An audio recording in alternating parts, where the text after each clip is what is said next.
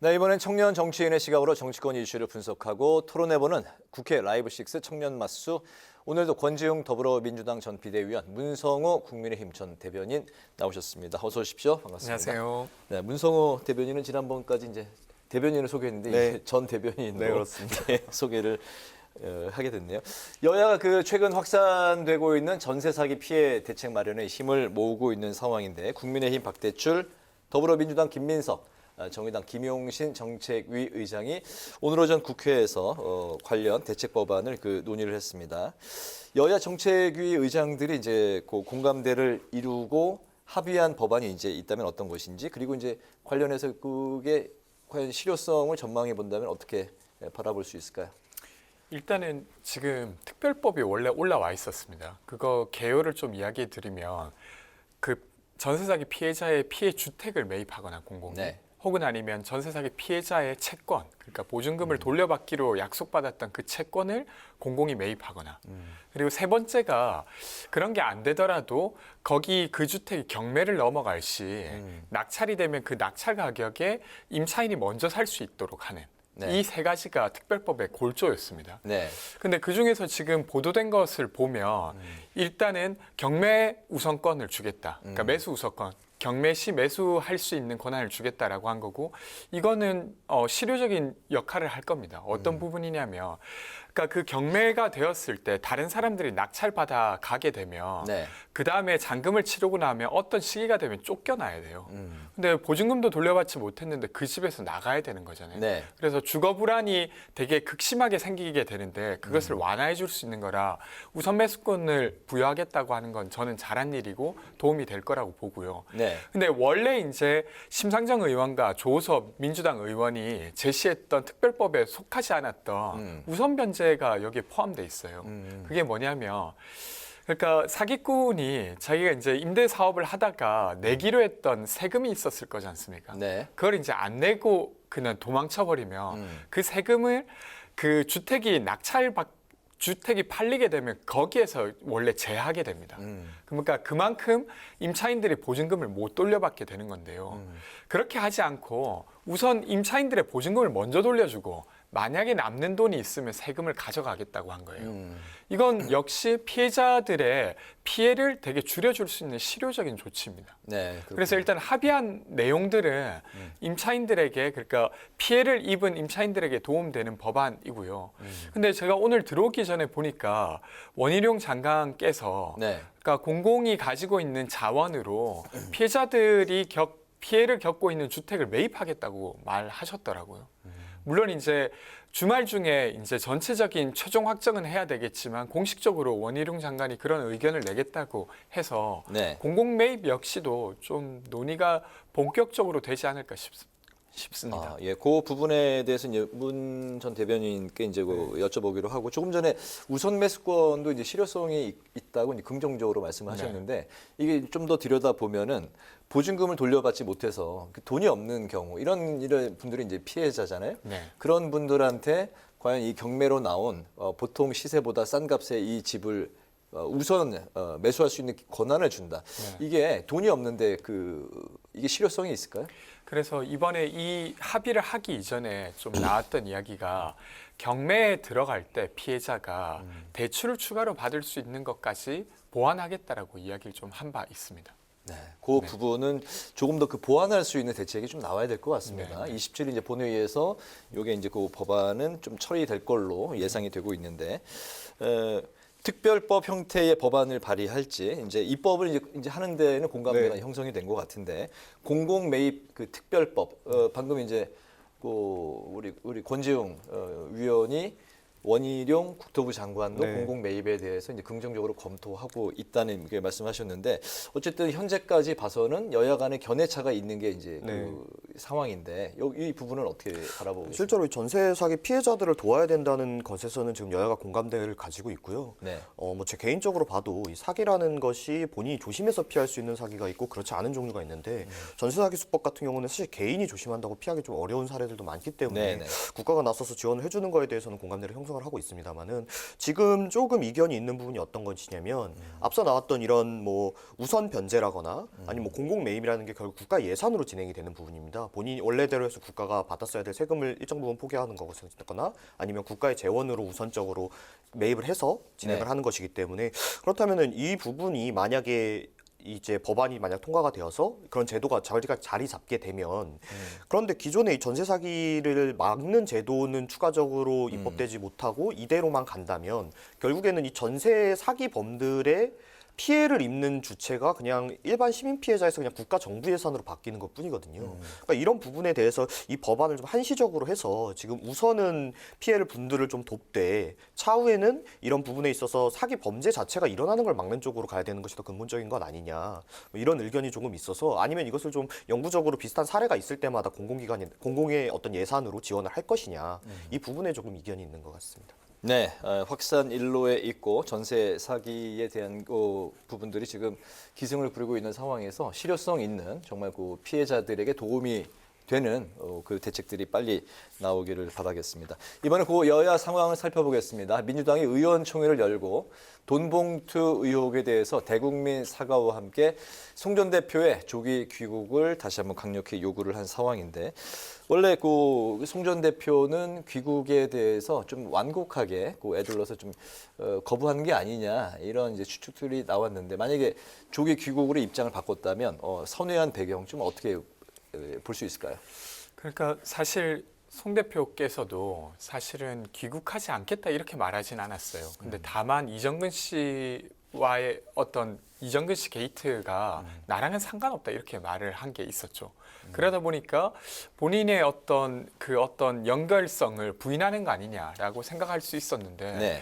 어쨌든 입장이 좀 바뀐 건 맞습니다. 아직 조기 귀국하겠다고 말한 건 아니지만 분위기가 좀 바뀌었는데 그 구체적인 이유가 무엇인지는 알 수 없으나 이 사안이 계속 한 언론사에서 녹취가 드러나면서는 점점 더 큰 사안이라고 당에서도 여기게 된 것 같습니다. 네. 그래서 이재명 대표께서 전화하신 것뿐만 아니라 더불어민주당 초선 모임에서도 공식적으로 와야 된다라고 말하기도 하고 그 초선 모임에서는 아예 당내 진상조사 기구를 만들어서 수사권은 없지만 할 수 있는 걸 해야 된다라고까지 이야기를 하고 있었어요. 네. 그러다 보니까 어쨌건 대표였던 송영길 전 대표께서 부담을 느끼신 게 아닌가 싶습니다. 네.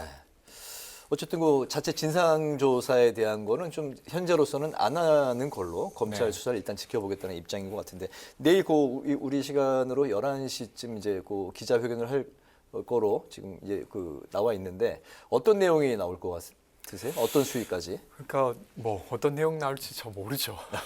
근데 이제 네.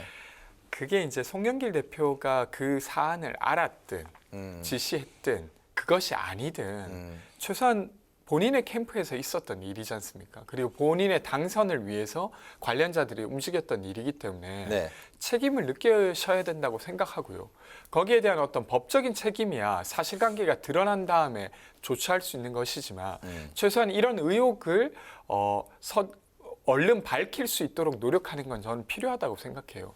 그래서 조기 귀국 의사를 밝히고 얼른 들어오시는 게 맞지 않을까 싶습니다. 알겠습니다. 뭐 좀 지켜봐야 될 것 같고 또 어제 있었던 그 민주당 그 의원총회에서는 당 지도부가 이제 자체 조사를 이제 포기한 게 좀 잘못된 거 아니냐 이런 이제 자체 반성의 이야기가 나왔던 것 같고 또 제명 탈당에 대한 이야기는 좀 언급이 없었던 걸로 네. 전해지고 있습니다.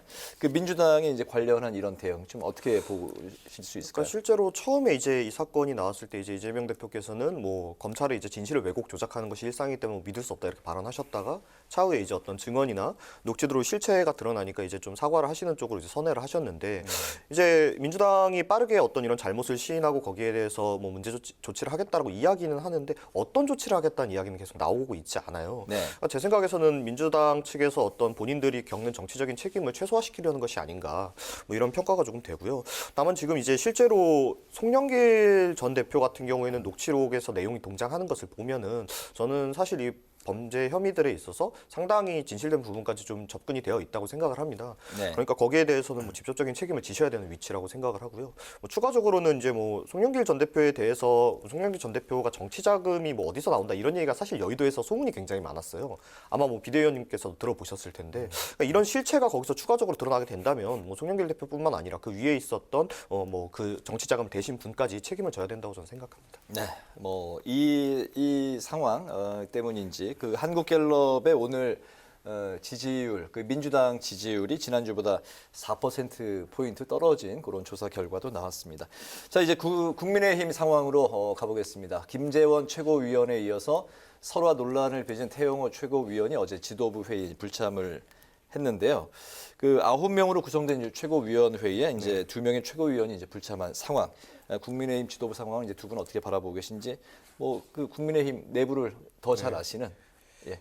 실제로 저희가 이제 이런 흔히 얘기하는 최고위원뿐만 아니라 뭐 지도부의 발언으로 인해서 뭐 국민 여러분들께 그냥 지지를 잃은 적이 굉장히 많지 않습니까? 근데 이런 문제점이 항상 생기는 것이 이번에 이제 김재원 최고위원 사례가 가장 전형적인 사례거든요. 네. 이게 결국에는 저희 당을 이제 흔히 얘기하는 코어 지지층의 어떤 마음과 일반 대중 중도와 어떤 정치 저간여층의 마음의 차이가 생기는 것 때문에 그런데 그러다 보니까 이제 김재원 의원님처럼 어떤 저희의 뭐 밭이라고 할 수 있는 뭐 대구 경북 아니면 뭐 경남 이런 데서 나오시는 분들은 어떤 중도층의 마음을 돌려가지고 지지를 받는 것보다는 그 당장의 당내 경선에서 승리하고 이런 것이 중요하다 보니까 꼭 이런 식으로 어떤 전체 국민들 보셨을 때 참 보기 힘든 발언을 자꾸 하세요. 네. 그러니까 이런 걸 결국에 막고자 하시는 분들은 막상 이런 발언으로 깎이는 지지율 때문에 본인들의 어떤 당내 입지가 떨어지고요. 왜냐하면 본인 지역구에서는 네. 이렇게 되면 승리를 하기가 어려워지기 때문에. 그러니까 오히려 이런 발언으로 실수하신 분들은 계속 어떤 의원직을 유지하고 당내 영향력을 유지하시는데 오히려 이런 문제점에 대해서 이야기를 하시고 우리가 바뀌어야 된다, 변혁해야 된다라는 사람들은 이분들의 발언으로 인해서 영향력을 잃어버린단 말이에요.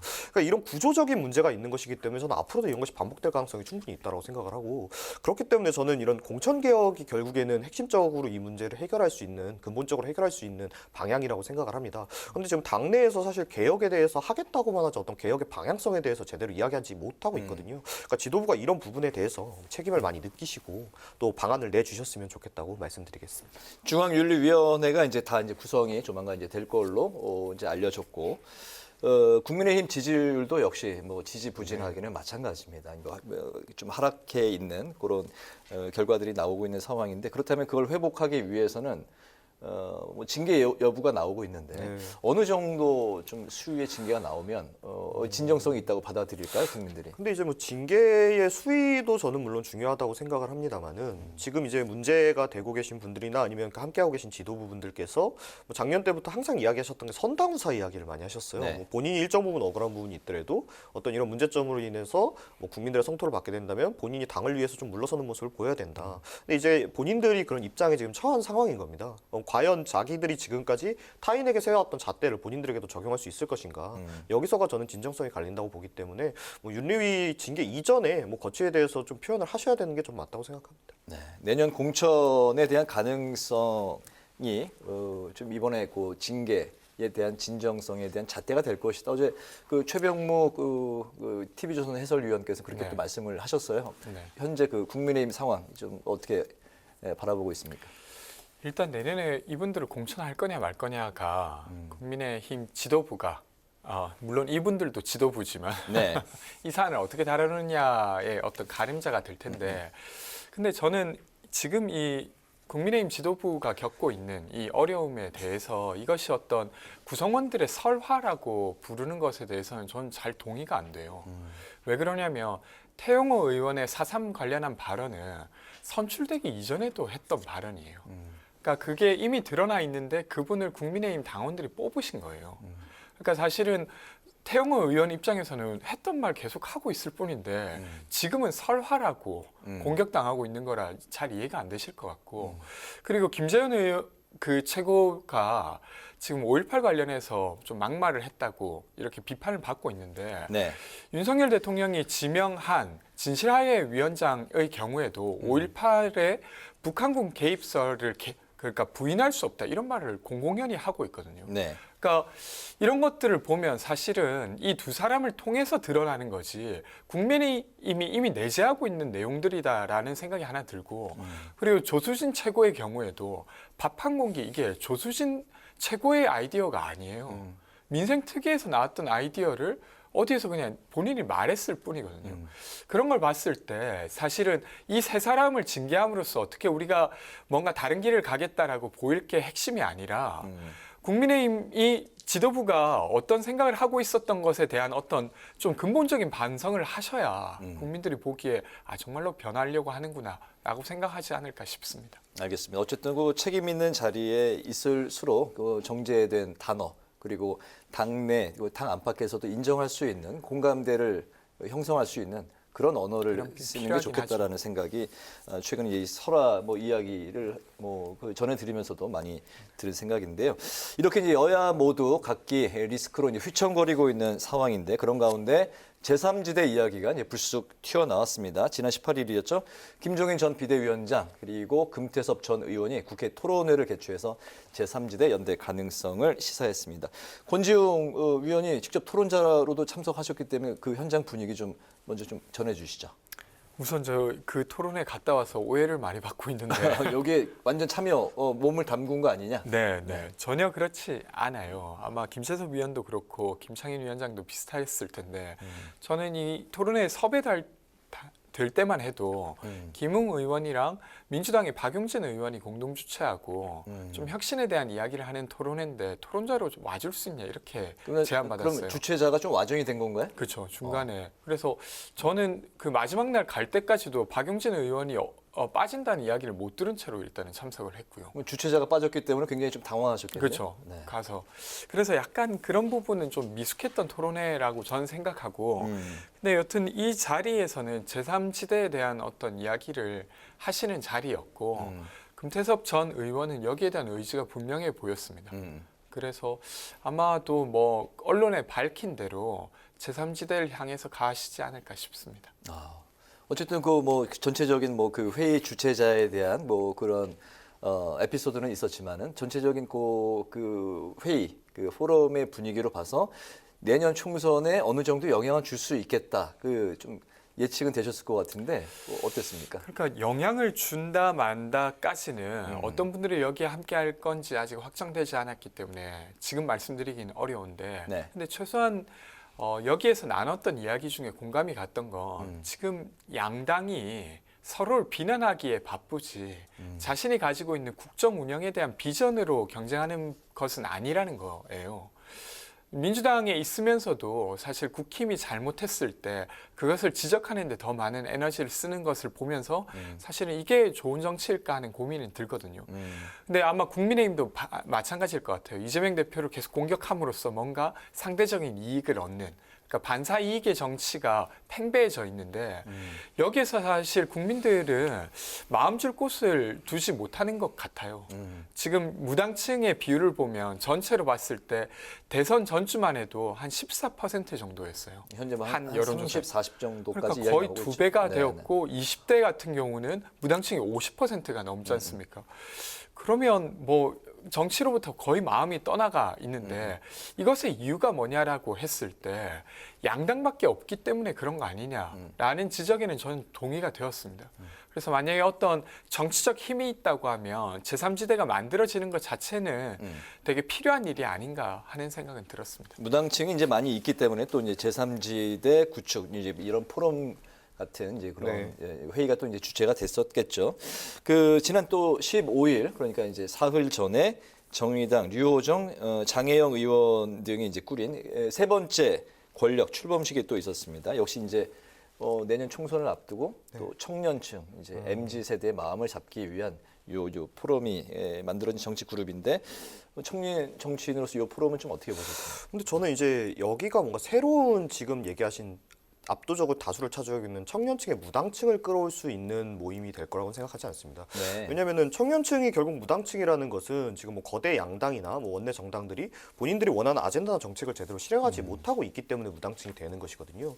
그렇다면은 뭐 이분들이 추진하시는 정책이나 뭐 이런 아젠다가 옳고 그르고를 떠나서 기존에 없었던 새로운 뭔가가 나와야 이분들의 마음을 움직일 수가 있는 건데 제가 봤을 때는 뭐 이분들이 기존부터 꾸준히 해오셨던 뭐 어떤 소수자 문제에 대한 것이나 뭐 어떤 뭐 약자의 연대 문제 이런 이야기가 결국 주류였단 말이죠. 근데 이런 부분으로 어떤 지지를 어떤 정당에 보낼 분들이라면 이러한 정책들은 사실 우리나라에서 꽤 오래전부터 실행돼 왔기 때문에 뭐 새로운 외연이 확장되고 그럴 것 같다고 생각하지는 않습니다. 어떤 새로운 청년 지지층의 외연을 확장하려고 한다고 치면 예를 들면 저희가 이번 국민의힘이 대선 때 청년 외연 확장을 성공했었습니다. 기존까지는 20, 30대 지지를 굉장히 못 받던 네. 정당이다가 남성에 한해서는 뭐 한 27%, 72%, 그리고 뭐 여성에 한해서도 한 48%에서 50%대 정도까지 지지를 급격하게 끌어올렸었는데요. 그래서 뭐 예를 들면 여가부 폐지와 같이 이 뭐 정책이 옳고 그름을 떠나서 기존의 정당들이 말하지 않았던 새로운 아젠다가 나왔기 때문에 거기에 대한 지지가 왔던 것이거든요. 근데 거기에 대한 것들이 또 흐지부지 되니까 또 썰물같이 지지율이 빠져버리지 않습니까? 결국 청년층을 외연을 확장을 하려면 뭐 기존에 없었던 기성 정치인들이 하지 않았던 아젠다를 좀 발굴해내는 것이 필요하다고 생각하는데 이런 부분에서 조금 약했기 때문에 좀 실현은 좀 어렵지 않을까 이렇게 생각합니다. 알겠습니다. 마지막 이슈로 넘어가 보겠습니다. 윤석열 대통령의 외신 인터뷰를 두고 후폭풍이 이어지고 있습니다. 조건부 우크라이나 무기 지원 언급에 대한 건데 여야 공방이 이제 벌어지고 있습니다. 민주당은 국익 훼손이다 이런 이제 그 비난의 화살을 쏘았고요. 여당은 원칙적인 원론적인 이야기였다 이런 입장입니다. 한미 정상회담을 앞둔 시점에서 미국 측에 좀 우호적인 분위기를 조성하려는 측면이 있다 이런 해석도 나오고 있는데 이거 그렇기 때문에 이제 한미 정상에서 이제 의제로도 네. 등장할지 만약에 등장한다면 미국 측에서 어떤 이야기를 나눈다면 윤 대통령이 좀 어떤 선으로 또 이거를 응답할 수 있을지와 여야의 그 지금 공방 좀 종합해서 좀 들어볼까요? 일단은 저는 그 사실은 전쟁을 하고 있는 국가에 외교적이나 경제적인 어떤 압박을 하는 것과 군사적으로 지원하는 건 완전히 다른 차원의 것이라고 생각합니다. 네. 특히 이번에 이제 윤석열 대통령의 인터뷰가 보도되자마자 러시아에서는 되게 크게 반발하고 있어요. 그리고 푸틴은 과거에 이제 예를 들면 미사일과 같은 어떤 무기 지원을 한다고 하면 그러니까 한러 관계가 완전히 파탄나는 거다 이런 말까지 했었거든요. 네. 근데 그럼에도 불구하고 윤석열 대통령이 이런 이야기를 한다고 하는 건 완전히 한쪽 편에 서겠다고 하는 거예요. 그러니까 러시아를 분명한 적으로 만들고 미국과의 어떤 관계를 더 돈독히 하겠다는 건데 저는 좋은 선택은 아니라고 생각합니다. 왜 그러냐면 미국과의 관계는 사실 이미 돈독한 수준을 넘어서 있어요. 그렇기 때문에 뭐 이걸 통해서 더 돈독해질 수 있다라고 보기 어렵고 근데 되려 얻는 건 러시아를 완전히 적으로 돌리는 조치이라고 저는 생각됩니다. 그래서 이렇게 하는 건 적절하지 않았다고 생각하고 앞으로 이런 결정을 이렇게 너무 손쉽게 하는 것 자체가 되게 우려스러워요. 그래서 여기에 대한 어떤 또 다른 시스템적 조치가 필요하지 않을까 이런 생각까지도 들었습니다. 네네. 저는 반대로 이게 좀 대통령께서 세련되지 못하게 말씀하신 건 맞고 또 외교라는 것이 워낙 조심스럽게 진행돼야 되는 것인 만큼 부족했던 점이 있었던 것은 인정합니다만 저는 굉장히 잘한 발언이라고 생각을 합니다. 어떤 뭐 측면에서? 얘기하셨던 게 이제 뭐 이미 미국과 우리는 돈독하기 때문에 뭐 우리가 이득을 얻을 건 없고 손해만 본다 이렇게 이야기를 하셨지만 사실 이전하고는 상황이 달라요. 이전에 어떤 아직 중국이 패권 경제에 뛰어들기 이전이고 또 러시아 이제 푸틴 독재 정권이 어떠한 자신들의 패권을 밖으로 이제 확장하기 전에라면 우리가 어느 정도 그 사이에서 양쪽의 이득을 챙길 수 있는 포지션이 분명히 존재했겠죠. 네. 근데 지금은 이제 신냉정 체제가 사실 이미 시작된 상황이거든요. 그럼 이런 상황에서 우리가 제대로 어느 편을 정하지 않고 있는다면 결국 양쪽으로 공격받을 수밖에 없는 상황에 빠질 수밖에 없거든요. 그러니까 만약에 우리가 차라리 정말 뭐 급진적인 얘기입니다만 거꾸로 레드팀으로 넘어갈 수 있다. 그렇다면야 뭐 이것이 잘못됐다고 이야기할 수 있지만은 결국 우리나라는 구조적으로도 세계 국제 정세상으로 그쪽으로 갈 수 없는 상황이고 우리가 진정으로 안보 위급했을 때 우리 옆에 있을 게 누구인지는 결국 명확한 건 아닙니까? 그러니까 저는 오히려 좀 늦었다라고 생각을 합니다. 명확하게 한 편을 정할 것을 지금 전 국제적으로 모든 국가들이 요구받고 있어요. 신냉전 체제에서. 네. 그럼 여기에서는 명확하게 의사를 표현하는 것이 차라리 낫다라고 생각을 합니다. 다만 좀 세련되지 못했기 때문에 결국에 과거 이제 이것이 진행될수록 뭐 러시아나 중국과 같은 국가들과의 저희의 대립은 심해지겠죠. 그러면 우리가 포기할 수밖에 없는 부분이 있는데 그거를 굳이 좀 일찍 포기하는 모양새가 되지 않을까 뭐 이런 부분에서는 조금 아쉬움이 있습니다. 알겠습니다. 이제 한미 정상회담이 이제 뭐 그 또 이어지는 상황이기 때문에 관련해서 또 이야기를 나눌 기회가 있을 것 같습니다. 청년 마수 이제 마칠 시간이 됐는데요. 지금까지 권지웅 더불어민주당 전 비대위원, 문성호 국민의힘 전 대변인과 함께 전세 사기 대책 법안 처리에 합의한 여야 소식, 그리고 송영길 전 대표 조기 귀국 여부 등 오늘의 전국 현안을 두루 살펴봤습니다. 오늘 두 말씀 잘 들었습니다. 고맙습니다. 고맙습니다.